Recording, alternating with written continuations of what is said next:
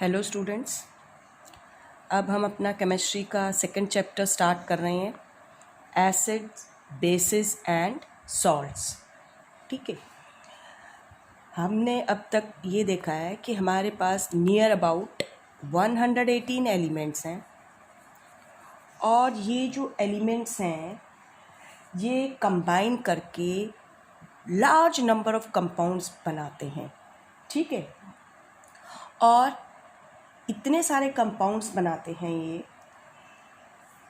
तो हम इन कंपाउंड्स को, इन सब्सटेंसेस को उनकी केमिकल प्रॉपर्टीज़ के बेसिस पर, केमिकल प्रॉपर्टीज़ के बेसिस पर हम इनको क्लासिफाई करते हैं एसिड, बेसिस और सॉल्ट्स में। ठीक है, आप लोगों ने अब तक जो पढ़ा है अपनी प्रीवियस क्लासेस के अंदर एसिड, बेसिस और सॉल्ट्स के बारे में, कि आप कैसे ये देखते हैं कि कोई सब्सटेंस एसिड है या बेस है या सॉल्ट, तो आप लोगों ने अब तक इनको इनके टेस्ट के बेसिस पर आइडेंटिफाई किया है। ठीक है, आप कहते हैं कि जो सब्सटेंसेस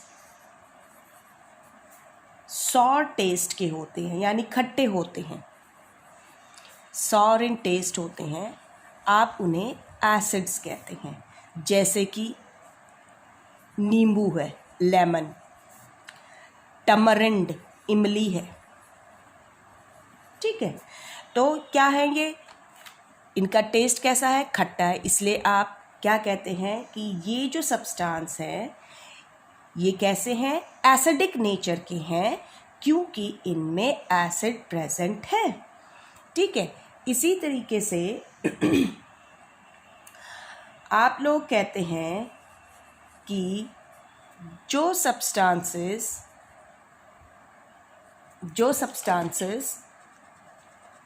बिटर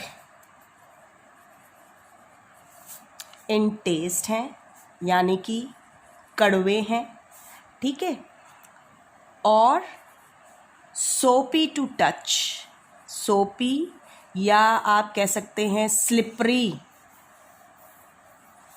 टू टच, यानी कि जिन्हें आप जब टच करके देखते हैं तो फिसलते हैं, सोपी, साबुन जैसा टच आता है। ठीक है, तो आप कहते हैं कि वो सब्सटेंसेस क्या हैं, बेसिस हैं। ठीक है, जैसे कि आपका जो है एग्जाम्पल है, हमने पीछे पढ़ा था, जब हम चूने को पानी में मिलाते हैं तो हमें मिलता है क्या, स्लेक्ड लाइम। ठीक है, तो ये एक क्या है, बेस है, बेसिक इन नेचर है। ठीक है, या हम कहते हैं अल्कलाइन इन नेचर है।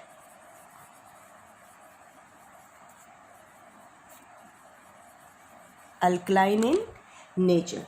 ऐसे ही आपका जो है मिल्क ऑफ मैग्नीशिया है, जैसे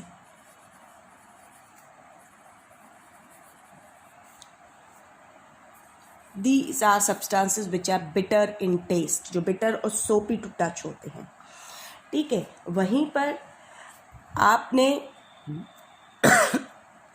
ये देखा है कि जब आपके घर में किसी को एसिडिटी हो जाती है, ठीक है, तो आप लोग घर में ही उसका इलाज करते हैं। तो आपसे अगर ये पूछा जाए कि भाई अगर एसिडिटी हो गई है और आपके पास लेमन जूस है, विनेगर है और आपके पास बेकिंग सोडा है, बेकिंग सोडा सॉल्यूशन है, तो आप क्या देंगे, तो आप कहेंगे कि हम उसको बेकिंग सोडा का सॉल्यूशन देंगे। तो आप लोगों ने यहाँ पर बेकिंग सोडा का जो सॉल्यूशन देने की बात की वो इसलिए की क्योंकि आपको पता है कि उसको एसिडिटी हो गई है। लेमन जूस और विनेगर दोनों में ही एसिड प्रेजेंट है, एसिडिक नेचर के हैं ये, तो अगर हम इनको देंगे तो एसिडिटी बढ़ जाएगी। और हमें ये पता है कि जो बेकिंग सोडा होता है, खाने वाला जो सोडा है आपका, जिसे हम मीठा सोडा कहते हैं, अगर हम इसका सलूशन बना के देंगे तो क्या होएगा, क्योंकि ये अल्कलाइन इन नेचर है तो ये क्या कर देगा, आपको जो आपके पेट में एसिडिटी है उसको ख़त्म कर देगा। तो यहाँ पर आपने अपनी कौन सी नॉलेज का इस्तेमाल किया कि आपने को पता है कि जब एसिड और बेस रिएक्ट करते हैं आपस में तो क्या हो जाती है, न्यूट्रलाइजेशन हो जाती है। दोनों एक दूसरे के इफ़ेक्ट को क्या कर देते हैं, ख़त्म कर देते हैं, न्यूट्रलाइज कर देते हैं, न्यूट्रलाइजेशन हो जाती है।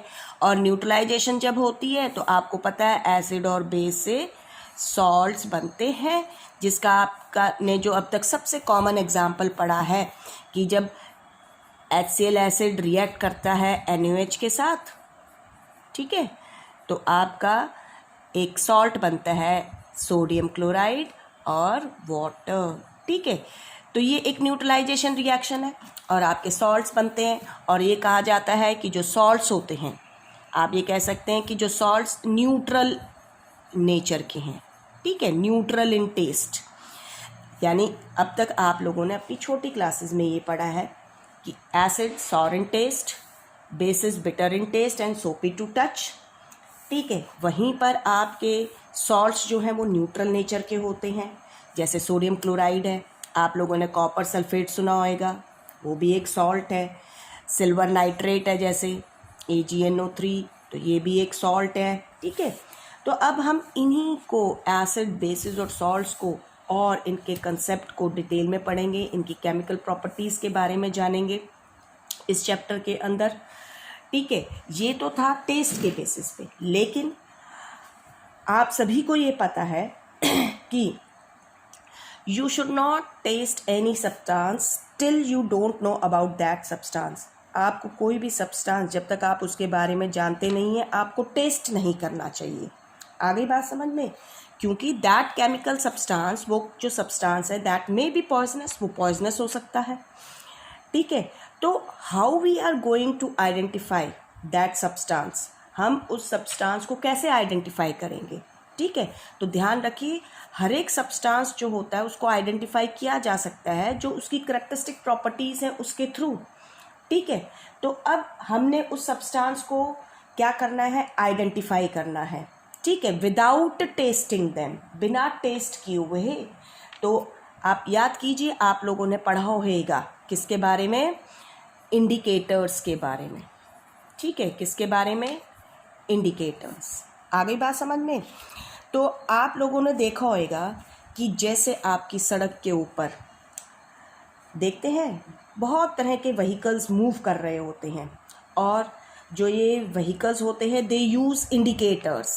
किसका इस्तेमाल करते हैं, इंडिकेटर्स का इस्तेमाल करते हैं। And with the help of these indicators we know the direction in which the vehicle is going to move. हमें ये पता चलता है कि वो व्हीकल किस डायरेक्शन में मूव करने वाला है।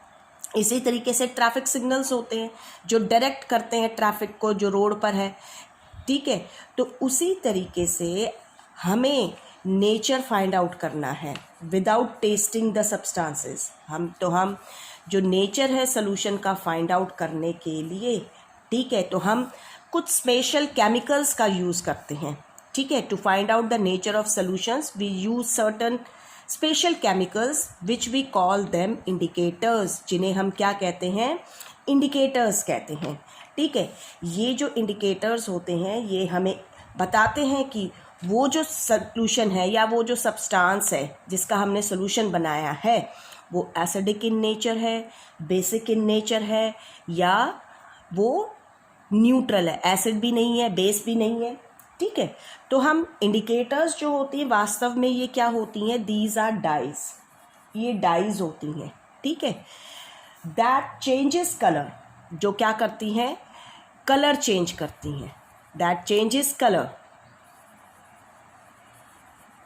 When they are put in an acid और अ बेस। जब हम उनको किसी भी एसिड या बेस में रखते हैं, ठीक है, इन इंडिकेटर्स को, तो दे चेंजेस देयर कलर्स, ये अपने कलर्स को चेंज कर लेते हैं। तो ये इंडिकेटर्स हमें बताते हैं कि जो सब्सटेंस हम टेस्ट कर रहे हैं वो एसिड है या बेस है। कैसे? बाय चेंजिंग इट्स कलर, अपने कलर को चेंज करके। तो हम इंडिकेटर्स को कैसे डिफाइन करते हैं, दोज केमिकल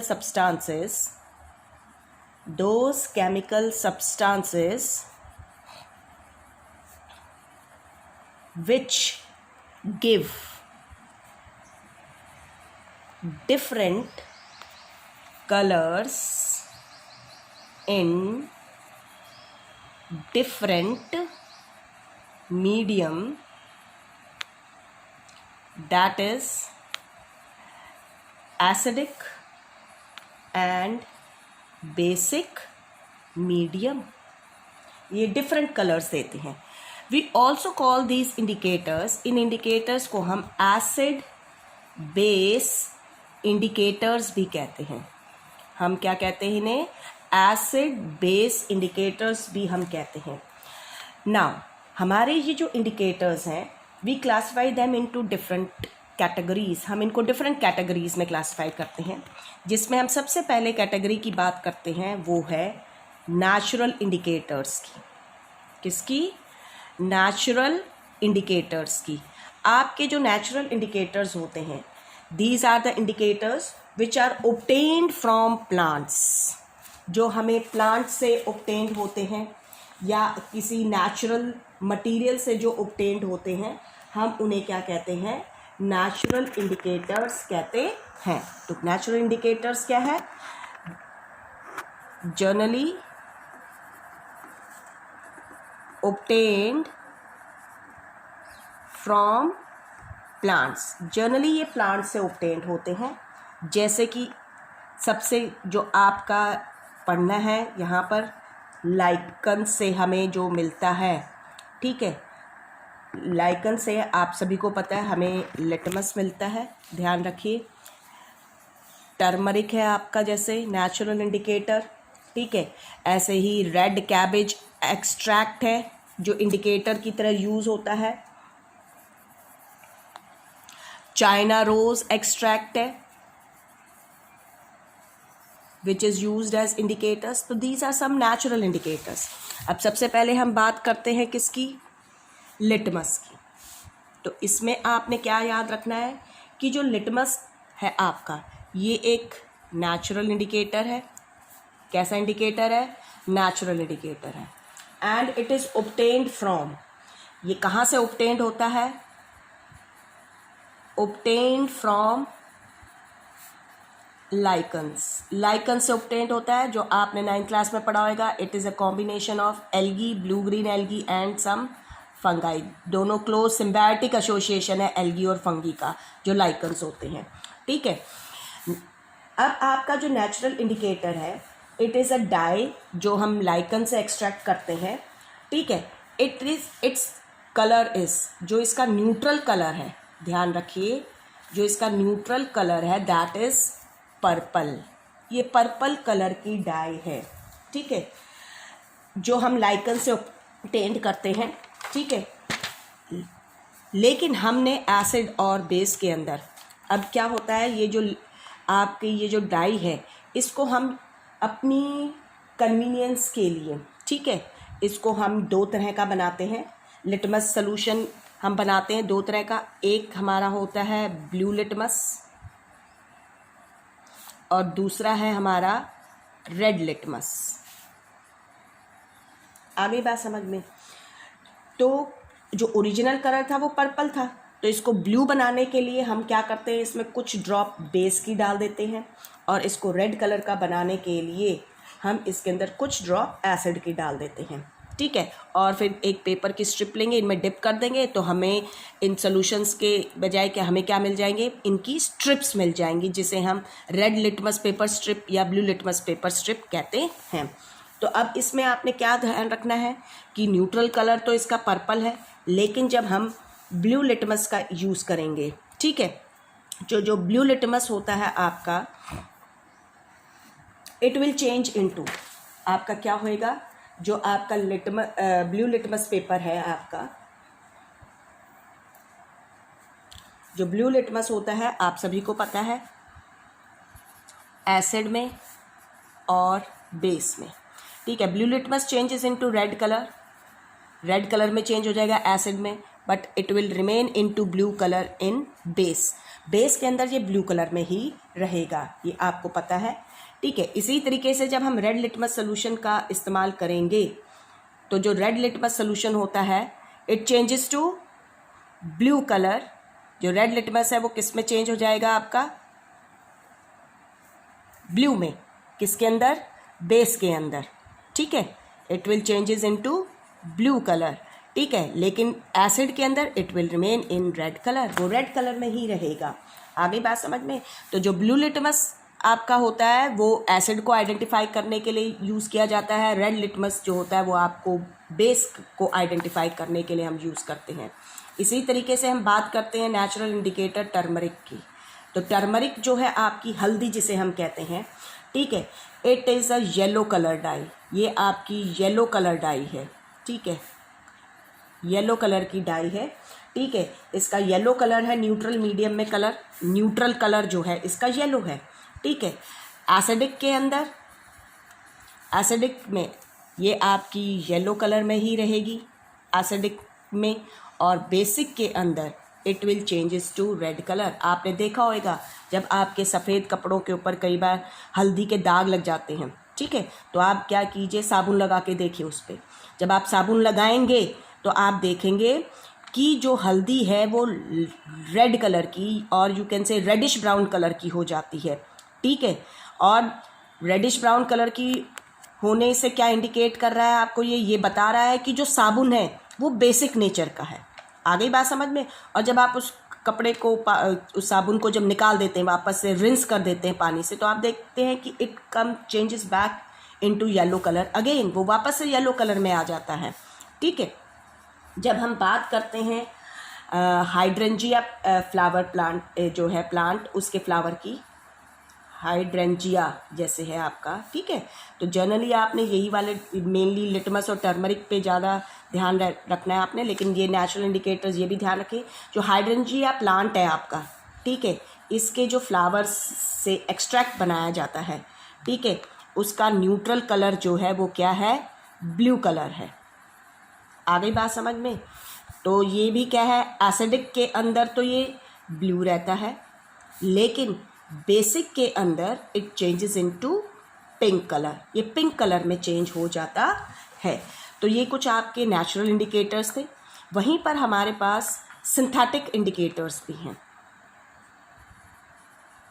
ठीक है। जो दूसरी कैटेगरी है वो हमारी सिंथेटिक इंडिकेटर्स की है।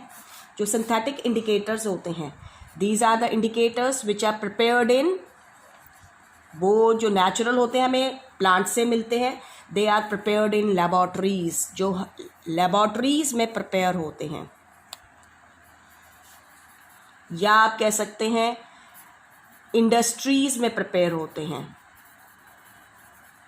ठीक है, वो आपके सिंथेटिक इंडिकेटर्स हैं। आपके यहाँ पर आपने दो सिंथेटिक इंडिकेटर्स पढ़ने हैं। एक है आपका मिथाइल ऑरेंज, ठीक है। मिथाइल ऑरेंज जो है इसका जो न्यूट्रल कलर है, यानी ये आपका ऑरेंज कलर की डाई है, ऑरेंज कलर है इसका, ठीक है। लेकिन एसिडिक मीडियम में, एसिडिक मीडियम के अंदर ये चेंजेस इनटू, जब आप मिथाइल ऑरेंज का इस्तेमाल करेंगे एसिडिक मीडियम में, it changes into red colour, ये रेड कलर में चेंज हो जाएगी। और जब हम बेसिक मीडियम में इसका इस्तेमाल करेंगे मिथाइल ऑरेंज का, it will change into yellow colour, ये येलो कलर का हो जाएगा, ठीक है।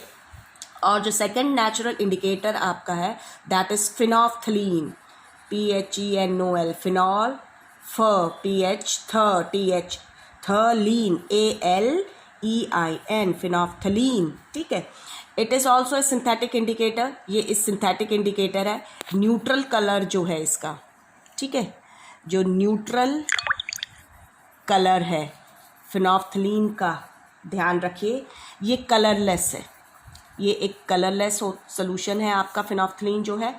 एसिडिक मीडियम में अगेन इट रिमेन्स कलरलेस, ये आपका कलरलेस रहता है, लेकिन बेसिक मीडियम के अंदर it changes into pink colour, ये पिंक कलर में चेंज हो जाता है, ठीक है।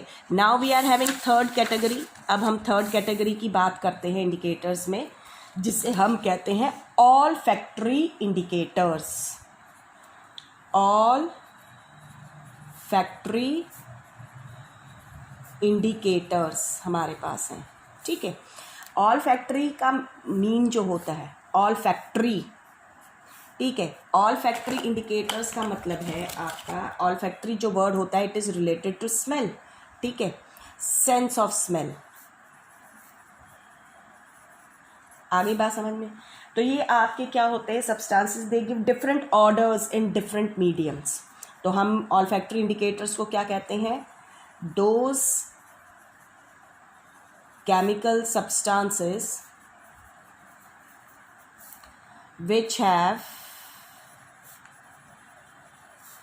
different orders means smell in different mediums are called olfactory indicators। उन्हें हम क्या कहते हैं, olfactory indicators कहते हैं, ठीक है। जैसे कि आपका मैं बता रही हूँ ऑनियन है या गार्लिक है, आप सभी को पता है they are having a very peculiar smell, इनकी एक अपनी स्मेल होती है, अनियन की अपनी होती है, गार्लिक की अपनी होती है। तो जो अनियन है it has a specific colour in acidic medium, acidic medium के अंदर इसकी जो स्मेल होती है वो एज सच रहेगी, ठीक है। एसिडिक मीडियम में specific smell will remain, its specific smell remains as such, ठीक है। लेकिन बेसिक के अंदर नो स्मेल, कोई स्मेल नहीं होती है, इसकी स्मेल नहीं आती है, ठीक है। तो अगर आपने प्याज खा रखा है और आप चाहते हैं कि आपके मुंह से स्मेल ना आए, तो आप बेकिंग सोडा जो होता है आपका मीठा सोडा जो घर के अंदर मिल जाता है उसका सोल्यूशन बनाइए, उससे गरारे कीजिए, गार्गल कीजिए, तो आपकी स्मेल चली जाएगी, ठीक है। इसी तरीके से आपका वनीला एक्सट्रैक्ट है, वनीला एसेंस आप सभी को पता है आपकी आइसक्रीम्स में, केक्स बनाने में, पुडिंग्स वगैरह बनाने में बहुत इस्तेमाल होता है, इसकी अपनी एक स्मेल है। तो सेम थिंग एसिडिक मीडियम में क्या रहेगा, इट्स स्पेसिफिक स्मेल रिमेन्स, इसकी स्पेसिफिक स्मेल रहेगी, ठीक है। लेकिन बेसिक के अंदर कोई स्मेल नहीं है, नो स्मेल, कोई स्मेल नहीं होती है, ठीक है। इसी तरीके से क्लोव है, लौंग का तेल हम यूज़ कर सकते हैं क्योंकि क्लोव ऑल्सो हैड पक्यूलियर स्मेल, इसकी अपनी एक स्मेल होती है लौंग की, क्लोव की। लेकिन ध्यान रखो एसिडिक और बेसिक दोनों में ही, इन दोनों के अंदर ही it gives different order, different orders आते हैं, ठीक है, चेंज हो जाते हैं, डिफरेंट ऑर्डर्स आर फॉर्म्ड, ठीक है, in both acidic and basic medium. तो ये आपके कुछ ऑल फैक्ट्री इंडिकेटर्स भी होते हैं। इस बार इसके ऊपर पेपर बोर्ड में क्वेश्चन भी आया हुआ था, आपका ध्यान रखिएगा ऑल फैक्ट्री इंडिकेटर्स के ऊपर।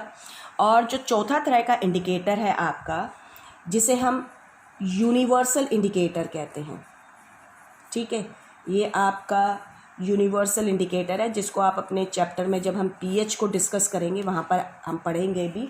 It is a mixture of various indicators, ये आपका मिक्सचर है, मिक्सचर ऑफ वेरियस इंडिकेटर्स, ये आपके बहुत सारे इंडिकेटर्स का मिक्सचर्स होता है।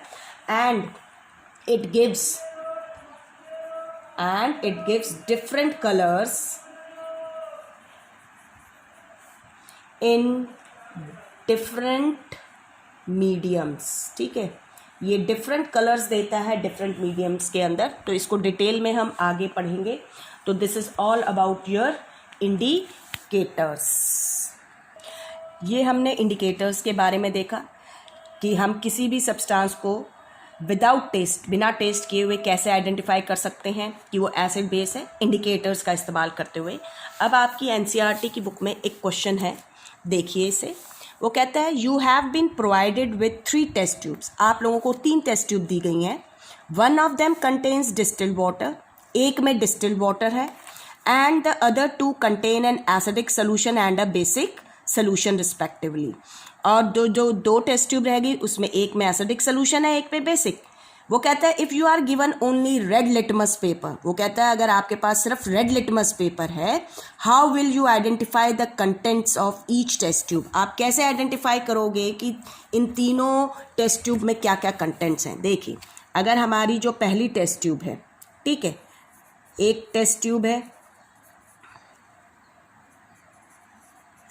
इसके अंदर क्या है, मान लीजिए वाटर है, डिस्टिल्ड वाटर, ठीक है, तो डिस्टिल्ड वाटर ध्यान रखिए उसमें कुछ भी इम्प्योरिटीज़ नहीं होती हैं। जो सेकंड टेस्ट ट्यूब है उसके अंदर मान लीजिए हमारे पास क्या है, एसिडिक है, एसिडिक सोल्यूशन है, ठीक है। और जो थर्ड टेस्ट ट्यूब है उसके अंदर हम मान लेते हैं क्या है, बेसिक सोल्यूशन है। हमें नहीं पता क्योंकि ऑल आर कलरलेस, सारे के सारे कलरलेस हैं, और हमारे पास सिर्फ क्या है, रेड लिटमस, ठीक है, पेपर है। तो हम कैसे आइडेंटिफाई करेंगे, तो आप क्या कीजिएगा, इस रेड लिटमस पेपर को फर्स्ट टेस्ट ट्यूब में डालिए, सेकंड में डालिए, थर्ड में डालिए। तो ये तो अभी मैंने लिखा है कि हमने ऐसे ऐसे रखा हुआ है, अगर नहीं पता है तो हम क्या करेंगे, जिस भी रेड लिटमस पेपर, जिस भी टेस्ट ट्यूब में रेड लिटमस पेपर जो है किस में चेंज हो जाएगा, चेंजेस टू ब्लू। जब वो ब्लू में चेंज हो जाएगा तो it means that test tube contains basic solution. उस टेस्ट ट्यूब में क्या है, बेसिक सोल्यूशन है। तो क्या हुआ, उसने डाला रेड लिटमस, ब्लू में चेंज हो गया, तो थर्ड वाली टेस्ट ट्यूब में देखा उसने कि ब्लू में चेंज हो रहा है, तो it means third test tube में बेसिक सोल्यूशन है, ठीक है। अगर वो सेकंड में आपने रख रखा है तो सेकंड में चेंज हो जाएगा। अब हमारे पास दो सोल्यूशंस बचे, ठीक है, तो हम क्या करेंगे, अब हमारा जो रेड लिटमस पेपर था वो किस में चेंज हो गया है, ब्लू लिटमस के अंदर। तो हमारे पास जो पेपर की स्ट्रिप है वो ब्लू कलर की हो गई। अब आप इस ब्लू लिटमस पेपर की स्ट्रिप को क्या कीजिएगा, यूज़ कीजिएगा, ठीक है, जिसमें ये चेंज हो जाएगी, इट चेंजेस टू रेड। बाकी की जो दो टेस्ट ट्यूब बचेंगी कलरलेस सोल्यूशन की, आप क्या कीजिएगा, इस ब्लू लिटमस पेपर को हम उन दो टेस्ट ट्यूब में डालेंगे जो रिमेनिंग टेस्ट ट्यूब्स हैं, in which it changes to red colour, जिसमें वो रेड कलर में चेंज हो जाएगी। इसका मतलब वो क्या है, एसिडिक सोल्यूशन है। रेड में चेंज हो रही थी तो बेसिक सोल्यूशन था, ठीक है, और जो बच गया वो आपका क्या होएगा, डिस्टिल्ड वाटर, ठीक है। This is all about your indicators. Now in next we will discuss about acids. अब हम एसिड बेसिस को डिटेल में पढ़ेंगे, उनकी केमिकल प्रॉपर्टीज़ को डिटेल में पढ़ेंगे।